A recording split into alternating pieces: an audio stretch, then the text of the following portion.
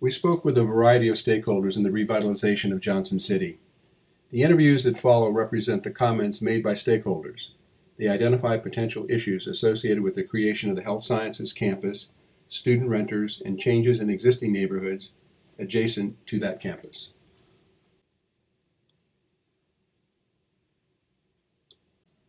Many stakeholders address both the potential positive outcomes and their concerns for their neighborhoods. Before listening to interviews, it is helpful to see a list based on many interviews over the past year.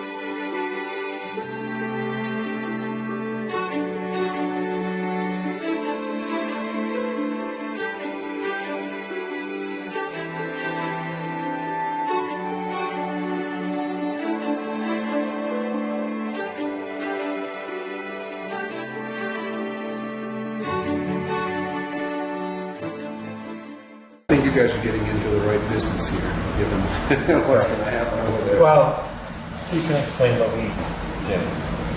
We buy homes and restore them, Okay. and we sell them.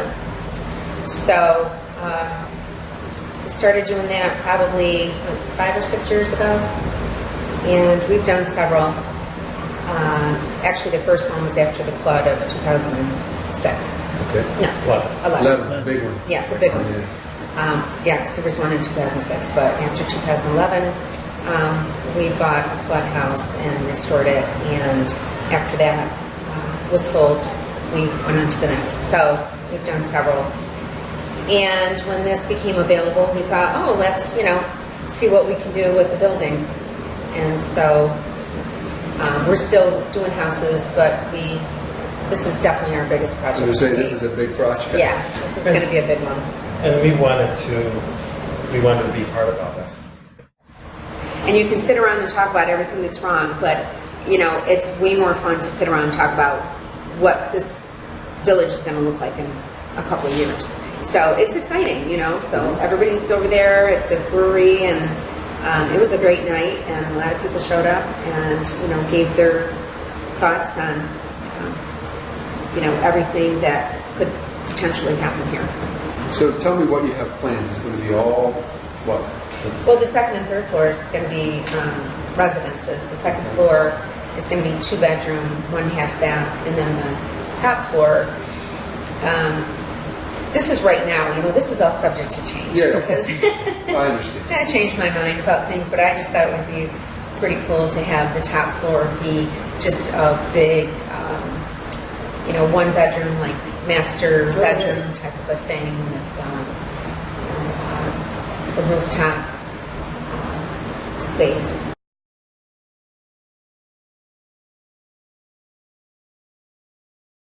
Loitering and littering. I often have to tell people to move out from in front of the place because they're smoking, or I probably pick up 3-4 times a day the litter, even though there's garbages out there. We haven't had any crime within the store from people, but I have customers that are a little afraid to come downtown Johnson City. So what do you think are the most positive things? We're going to open up this whole downtown like it used to be. Hopefully have shops, more cafes, educate people coming through, wanting to shop. I think it's really going to do the area so much good.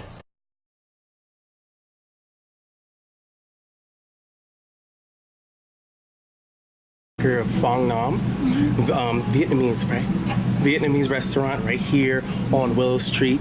Right now, we feel pretty safe. I mean, I see people, cops patrolling all the time. Have you noticed any changes? Like I said, I've seen an increase in our customers. A lot more people are knowing more about us because of the school. Positive. definitely a pop. Just refer to, hey, it's the new pharmacy at school. Oh, they know where it is. There, no, okay, it's like a So, landmark it's a for landmark, the. yeah.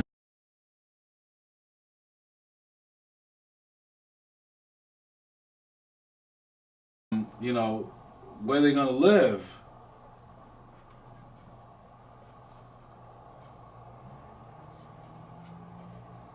Okay.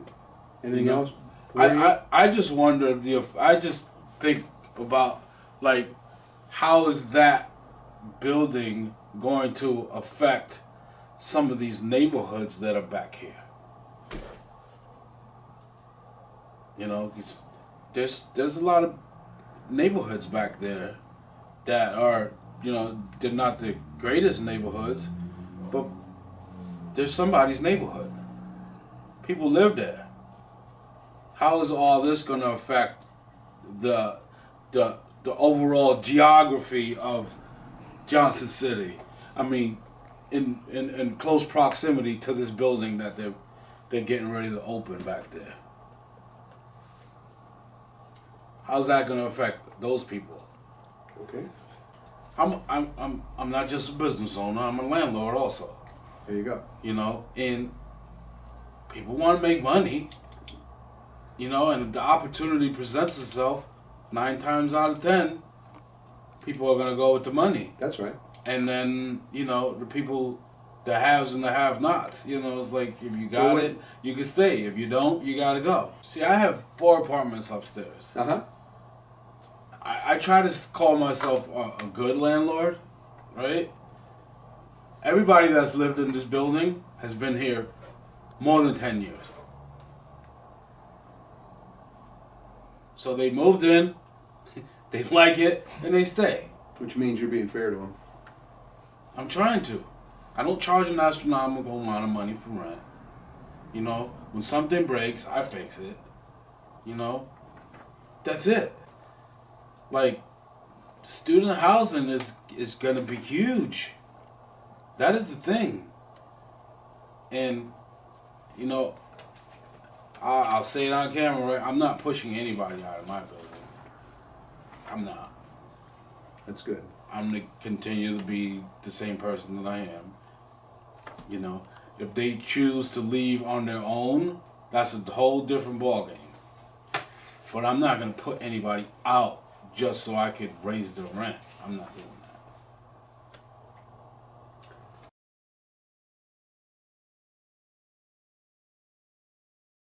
First of all, what made you want to buy a home in Johnson City? So I'd been here for a while, and my dad was actually also looking at getting some property somewhere upstate at some point. So it kind of just worked. Okay. And they're like relatively cheap here, at least compared to where we are, because Yeah. we're Westchester.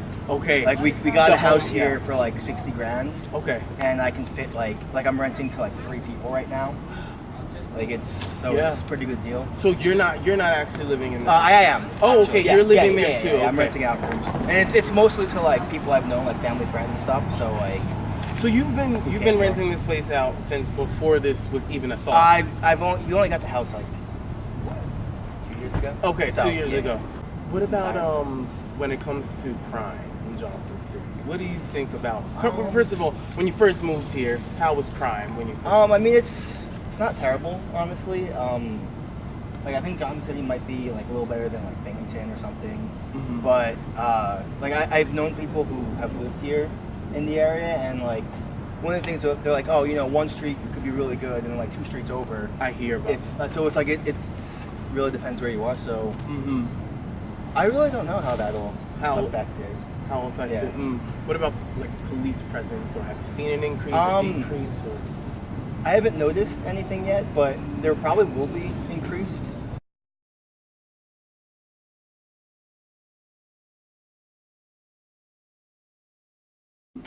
But it could potentially, I would hate to see some of the families that we work with, you know, who are maybe in poverty or, you know, struggle to live, you know, day to day or paycheck to paycheck, you know, be kind of pushed out and have to go somewhere else because of, you know, whether, landlords raise the prices of renting properties around the area now because, you know, they want more BU students or professors, whoever else, to move in to be closer.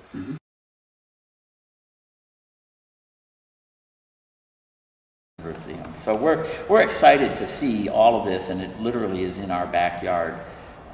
We're excited to see all of this development happening. Good. Of course, there's a downside, but there are probably some other upsides. Just having people in the community is also going to develop, one imagines, some retail along Main Street, some housing improvements, just a number of things, all of which will be positive. Then we'll go to the negative. The negative side of that is that we've got a lot of low-income people, and there is, as far as we can see, no plan of what to do with them. I think,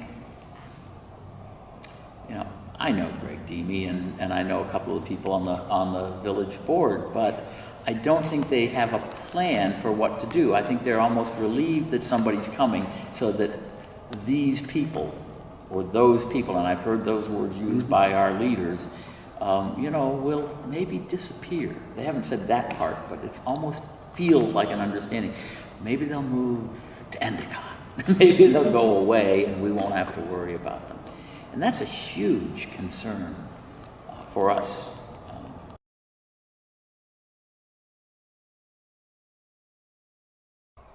With more like the college kids coming in, like I know we have the campus over in Vestal, like the local area, a lot of the housing is student housing, so therefore single families or even regular families to try to find an apartment is very hard because it's all student housing, and like just in general, like job wise, like with the students getting funding and stuff to go to college, it seems like there's more for them that's available versus like us who, I mean, I went to school, I did get a degree, but I mean, there's not much, wiggle room for me, more or less, with a college. It seems like, I don't know, a lot more is handed to them because they're in the college, like, right now.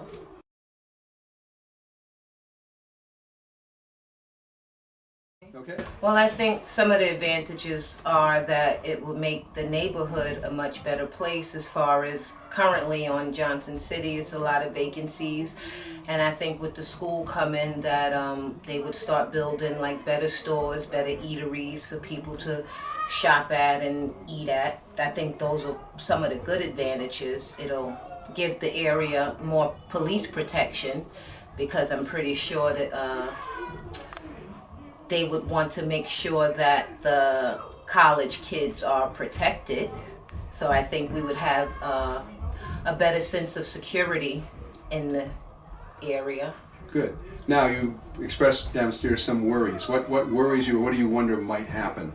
Well, in terms of how they do in downtown Binghamton, where they're building up all of the condominiums and the very beautiful, expensive housing, it will chase a lot of people, low-income people, out of the area because the low-income people would not be able to afford to live here anymore. So that's one of my main concerns, that eventually low-income families will not be able to live here.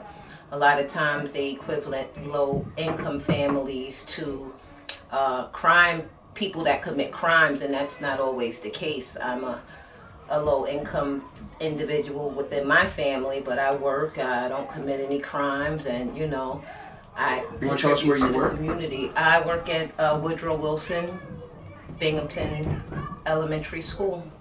As an aide? As a teacher's aide. Teacher's yes. aide, okay. Well, thank you very much for taking the time. Thank you. You can be on TV. You just listened to a range of stakeholders communicating their excitement and concerns for the process of revitalization of Johnson City. There are changes underway that include improvements and hopes for a renewal that improves existing and new businesses and improves the quality of life to Johnson City neighborhoods. At the same time, some Johnson City residents raised concerns about changes to the neighborhoods located in the study area surrounding the Health Sciences campus. One important concern is neighborhood changes related to the gentrification process, which is associated with economic revitalization and often leads to higher rents and the displacement of poorer households and families who cannot afford higher rents. College students are perceived as competition that drives rents and converts single-family homes to rentals. Gentrification is a slow process that requires monitoring. This leads us to the next part of our study that establishes current student rents in the greater Binghamton region and provides an emphasis on current Johnson City rents.